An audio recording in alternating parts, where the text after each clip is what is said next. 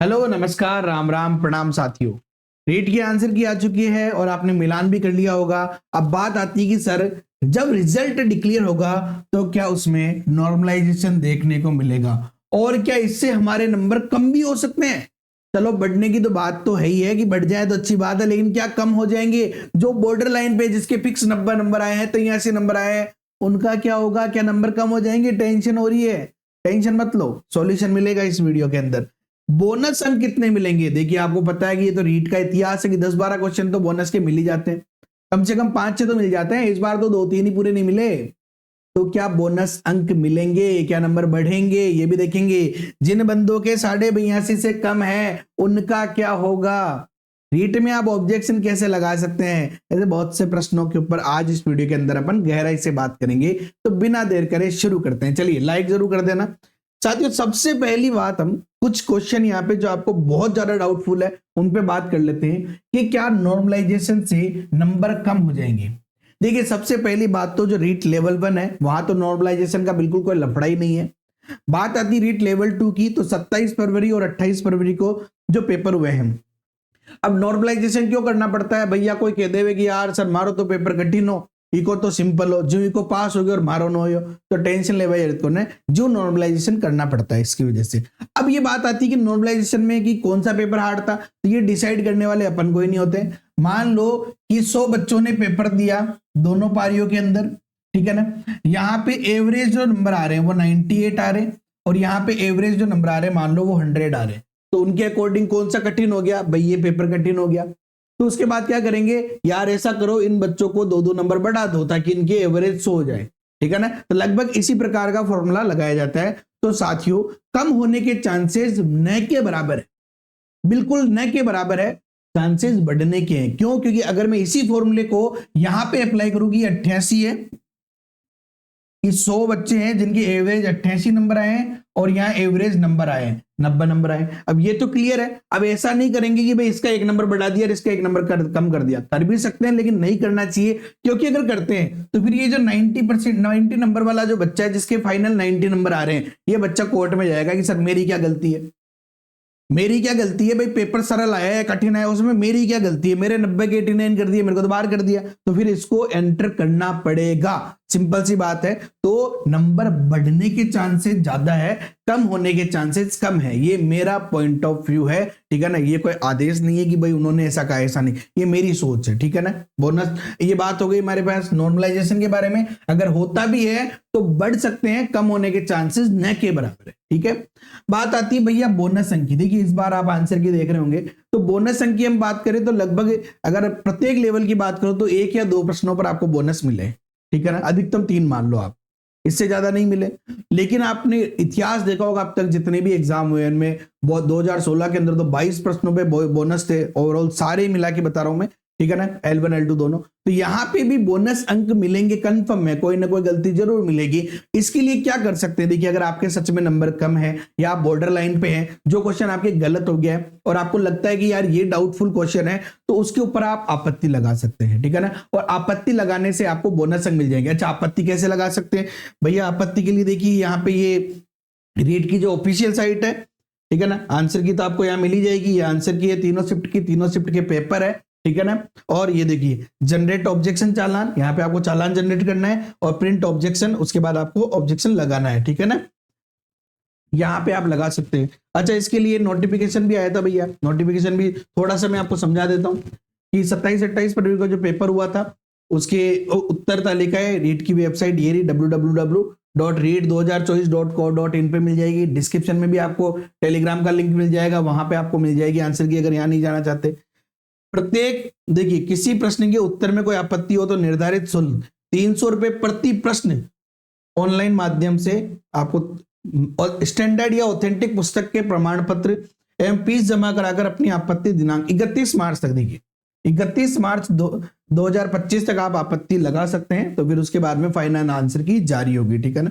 तो मुझे लगता है कि 3-4 प्रश्नों पर तो बोनस मिलने की और संभावना है, ठीक है ना। आपको अगर कोई क्वेश्चन डाउटफुल लगता है तो आप हमें बताएं, ठीक है ना। उसके लिए जो ऑथेंटिक प्रमाण है वो हम आपको प्रोवाइड कराने की कोशिश करेंगे, या आपके पास कोई प्रमाण हो तो आप हमें भी प्रोवाइड कराएं, ताकि हम और बच्चों को प्रोवाइड कराएं, ताकि ज्यादा से ज्यादा आपत्ति लगे और वो लोग अच्छे से देखें। ऑथेंटिक प्रमाण पत्र चाहिए लेकिन, ठीक है ना।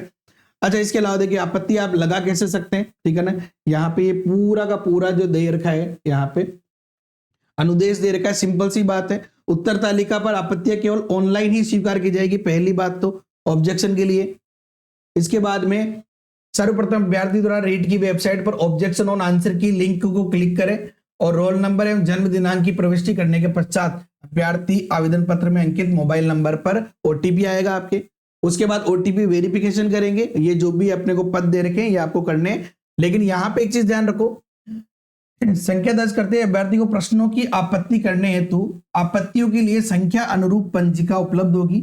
अभ्यर्थी को इस पंक्तियों में प्रश्न संख्या प्रमाणिक यानी जो स्टैंडर्ड ऑथेंटिक पुस्तक का जो मुख्य कवर पेज ध्यान रखना, मेन पृष्ठ है उसकी, भाई आपने ये प्रूफ कहां से दिया, उसका मेन पेज के बाद में पुस्तक का नाम, लेखक का नाम, प्रकाशक का नाम, पुस्तक का संस्करण, साफ पढ़ने में योग्य जेपीईजी फॉर्मेट में पुस्तक का वह प्रश्न जिसके आपके हिसाब से जो प्रश्न है वो गलत है, जिसका उत्तर सही दिया हुआ है, उसको रेखांकित करना है आपको, और उसके बाद आप ये आपत्ति दर्ज कर सकते हैं, ठीक है ना।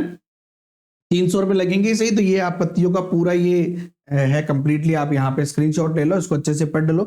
तो यहाँ पे हम बात करें, या फिर आप और अच्छे से वीडियो चाहते हैं तो कमेंट कर देना, मैं आपके लिए आपत्ति कैसे लगानी इसके लिए अच्छे से वीडियो बना दूंगा, ठीक है ना। चलिए इसके बाद हम बात करते हैं साथियों, बोनस अंक की मामला साफ हो गया आपके पास। अगली बात करें अपन, ये जिनके भैया 82.5 से कम है उनका क्या होगा, ठीक है ना। अब 82.5 से कम ही क्यों लिया मैंने, 90 से कम भी ले सकता था। देखिए अगर आप जनरल कैटेगरी में आते हैं, अगर आपके 88 या 89 नंबर है तो चांसेज है कि आपके नंबर बढ़ सकते हैं। देखिए ये सिर्फ होप है, ये सिर्फ होप है। हो सकता है जो क्वेश्चन आपके सही है उसी पे बोनस मिल जाए तो आपके नंबर ही नहीं बढ़ेंगे, जो आपके गलत है और उस पे बोनस मिले तब आपके नंबर बढ़ सकते हैं, लेकिन ये होप है। तो अब आप क्या कर सकते हैं भैया, अगर आपके कम है तो, ठीक है ना, वो भी बताएंगे। अच्छा 82.5 नंबर है, अब आपको मैं बता दूं कि अगर आप इस कैटेगरी से बिलोंग करते हैं, OBC, EWS, MBC, SC, ST से, तो आपको 82.5 नहीं, आपको केवल 82 नंबर चाहिए भैया। पिछली बार कोर्ट ने आदेश दिया था कि भैया 82 वाला भी पास माना जाएगा, क्योंकि यहाँ पे एक क्वेश्चन का 1 नंबर मिलता है, तो 82.5 तो आ ही नहीं सकते, या तो 82 आएंगे या 83 आएंगे, ठीक है ना। तो इसलिए 82.5 वाले को पात्र किया था यहाँ पे, ठीक है ना। साथ ही साथ ये यहाँ पे, अब मान लो किसी की 80 नंबर ही है, उस बंदे का क्या, तो उसके पास भी होप है, तो अब वो क्या करे, मान लो किसी के तो 75 से ही कम है, 70 से ही कम है। देखिए जिनकी अगर मैं मानू 75 से कम है, तो भैया उन लोगों को तो तैयारी शुरू कर देनी चाहिए दूसरे की। अगर आपने सेकंड ग्रेड का फॉर्म भरा है तो सेकंड ग्रेड की तैयारी कर दो, पटवारी हो गया, बहुत सारी वैकेंसी आ रही है, उनकी तैयारी करने लग जाओ आप। वापस की आप सोचोगे मैं थर्ड ग्रेड की तैयारी करूं रीट की, तो देखिए 2026 में तो थर्ड ग्रेड होगा, वापस रीट पता नहीं है तो 2026 के लास्ट में या 2027 में होगा। इतना टाइम घोलने से अच्छा है आप किसी और जॉब की तैयारी करें।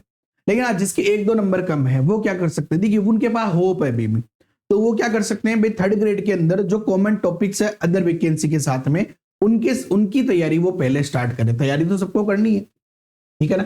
चलिए जनरल है 90 नंबर चाहिए, अगर आप डाइवोर्सी, विडो या एक्स आर्मी है तो आपको 75 नंबर चाहिए, अगर आप हैंडीक्राफ्ट में आते हैं तो 60 नंबर चाहिए, अगर आप टीएसपी एरिया में एसटी या शहरी जनजाति से आते हैं तो आपको केवल 54 नंबर चाहिए, ये आपके पास पासिंग क्राइटेरिया हो जाएगा, ठीक है ना। इसके अलावा और भी अगर आपको कोई हो डाउट हो तो आप मुझे कमेंट में कर सकते हैं अभी कितने नंबर आ रहे हैं, सारी की सारी। लेकिन हाँ, अगर आपको किसी क्वेश्चन पे ऑब्जेक्शन है, हम भी चेक कर रहे हैं आंसर की को अच्छे से देख रहे हैं, ऑथेंटिक प्रूफ ढूंढने का प्रयास कर रहे हैं, आप लोगों के पास भी अगर हो तो आप हमें प्रोवाइड करा सकते हैं, ठीक है ना। कैसे प्रोवाइड करा सकते हैं, अगर आपको प्रूफ और क्वेश्चन भेजना है तो आप द जेकेएम3 ऐप डाउनलोड करो, वहां पर चैट सेक्शन में आप हमें भेज सकते हैं, ठीक है ना।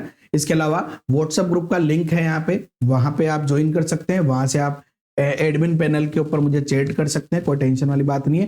टेलीग्राम पे आप के जो भी क्वेश्चन पे डाउट होंगे वो मैं आपको शेयर करता रहूंगा कि इस क्वेश्चन में ये डाउट है, इसका ऑथेंटिक प्रूफ ये है। ओके साथियों, तैयारी लगातार करते रहो। अगर आपको तैयारी में कोई प्रॉब्लम आ रही है, मैथ्स के आप बंदे हो तो आपको बिल्कुल भी टेंशन नहीं लेनी, हमारा द्रोड़ा बैच आप थर्ड ग्रेड का ज्वाइन कर सकते हैं, बहुत ही शानदार बैच है, कंप्लीट मैथ्स का बैच है, टेंशन वाली बात नहीं है। सबसे इंपॉर्टेंट बात ये कि भाई 90% डिस्काउंट तो पहले ही था, लेकिन 20% का एक्स्ट्रा और डिस्काउंट दे दिया, डिस्काउंट पे डिस्काउंट कोर्स कैसा है ये तो आप देखने के बाद आराम से जज करना। शानदार कोर्स है, 90% से ज्यादा पेपर हर बार मिलता है, इस बार भी मिला, अगले बार भी मिलेगा। ओके साथियों, वीडियो पसंद आया लाइक कर अपने दोस्तों के साथ जरूर शेयर करना। इस वीडियो का बहुत इंपॉर्टेंट वीडियो है, और चैनल पे नए हो तो सब्सक्राइब कर लेना, बेल आइकन पे क्लिक तो आप कर ही लेंगे।